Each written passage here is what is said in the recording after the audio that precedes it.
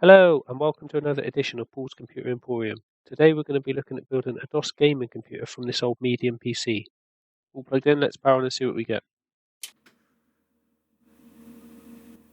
So I'm going to try and leave as much in as possible in this video. Remember, this is for entertainment purposes only. Always respect literacy as it can cause serious injury.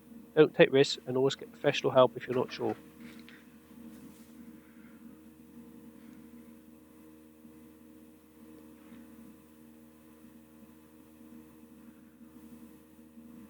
So no post beeps and no keyboard lights. Let's move on to opening the case and see what's inside.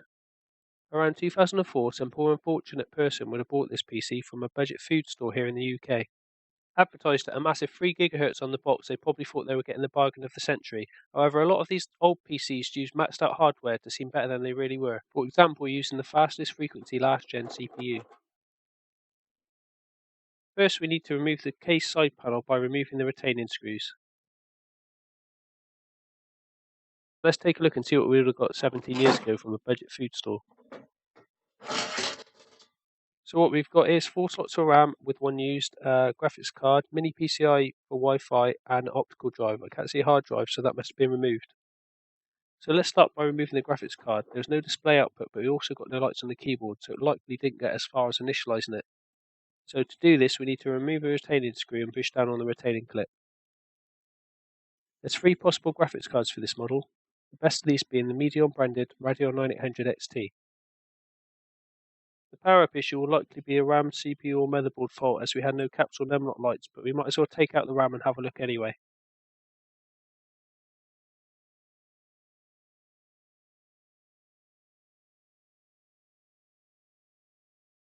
It's a single half-gig stick of DDR1, not much for Windows XP that this PC was designed for, but overkill for a DOS build. The optical drive didn't eject, but looking closely the power and data cable are connected correctly. Okay, so let's move on to looking at the motherboard. Sometimes screws can drop and wedge underneath the motherboard, perhaps from removing the hard disk. So let's remove the motherboard in case it was shorting out somehow, then we can test it outside of the case to be sure. We'll also need to replace the RAM, CPU and graphics card with working parts to check if the motherboard is faulty.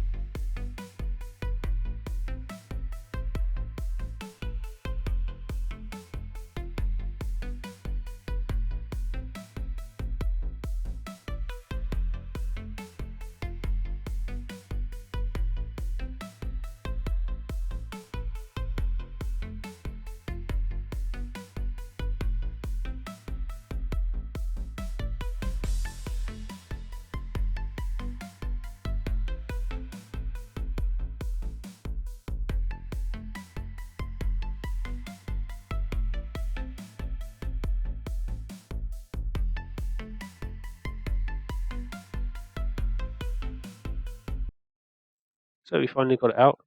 Let's take a look at this Medion board up close then. It's got a mini PCIe slot. That's quite unusual considering the age of the board. Let's quickly move this case down flat so we can put the motherboard on it. Then we can build up the board with replacement parts to see if it's working.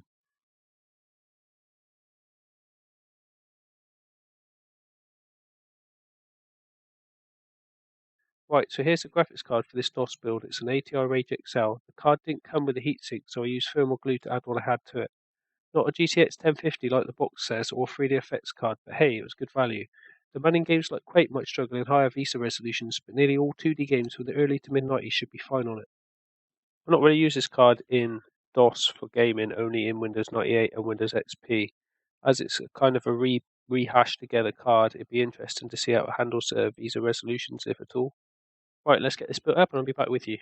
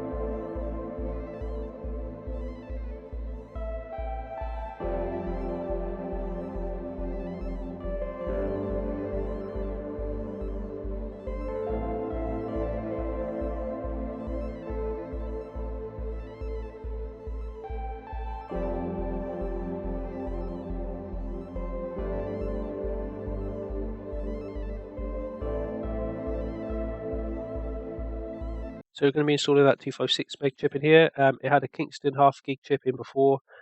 Switch it out just in case it was broken.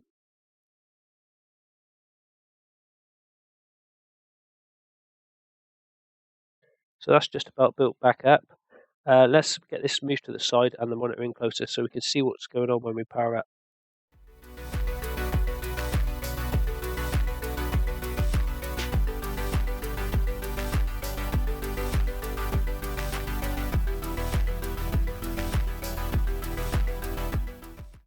So after moving the computer case, I found out the power cable wasn't actually long enough. So we need this extension reel so we can see the screen. While I was doing that, I also knocked out the monitor cable. Once this is all plugged in, we can try and power on.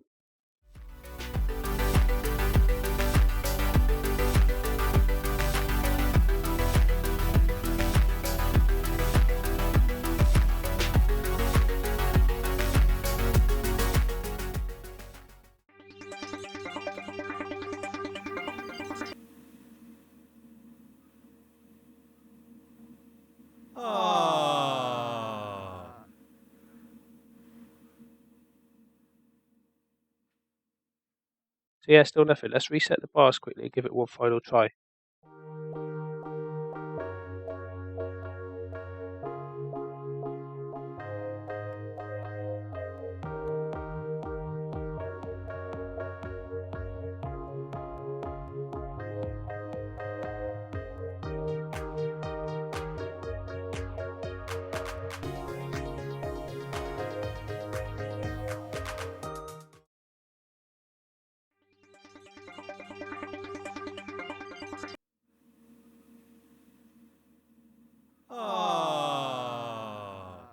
So the motherboard had a problem. Maybe we could try to fix that in another video. Using Magic Alakazar, let's switch it out for the HP motherboard I used in another video. It hasn't got AGP, but we're using PCI for graphics.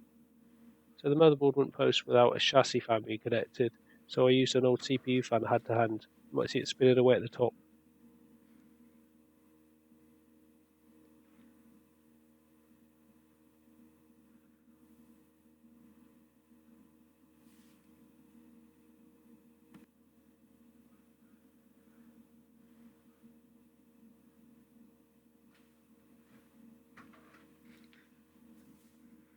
So finally we have something to work from.